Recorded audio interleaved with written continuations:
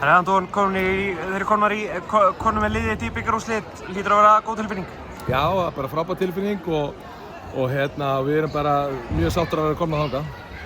Fyrri hálfleikurinn svolítið stálist á, en þið kveikja á ykkur í seinni hálfleik. Já, við byrjum að reynda leikinn bara nokkuð vel og svona, en svo kom smá kafli við fórum að kannski flýta okkur of mikið og tæknifeilar og fleira sem var ekki nóg gott og varnarleikurinn svona, já, datt aðeins niður líka, en við náðum aðeins að laga þetta í hálfleik og spilum betur í seinni, ekki spurning.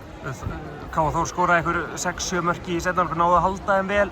Þið ættu varnarleikin í síðari hálfleik, ánægðir með það? Já, bara ekki spurning og það svona tölum í hálfleika, en á að þetta á lítið meira og meira frumkvæði líka í þetta sem vorum að gera og fannst mér, eins og segið, duttum aðeins svo mikið á hælana eftir fína byrjun en við náðum að koma tilbaka og spila betur leik í seinni. Hafdís var með einhverjum 35% markværslu, yfirleitt í kringum 50%, jákvætt að hún á ekki tvo svona leiki í röð, fáið hana vel gíraða í úrslitaleik.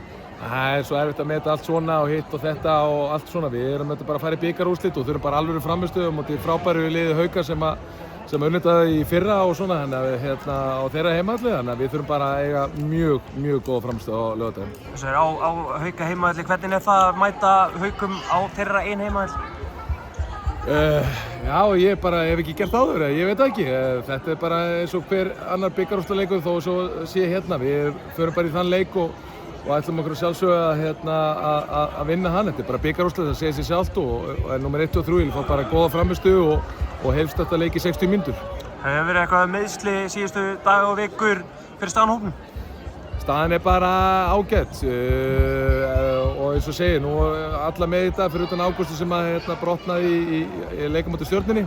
Aðrar voru bara með þetta og klárar og það bara leikur á laugardaginn og þá bara allir klárir. Thea var í svona litlu hlutverki í dag, er þetta svona tröppugangur? Gerir ráð fyrir að spila meira á laugardaginn? Það verður bara komið ljós, ég bara veit það ekki. Nú þurfum við bara aðeins að meta stöðuna og stöðuna á hópnum og fleira og hvernig næstu dagar eru og fleira en og sjá hvað gerist á laugardaginn.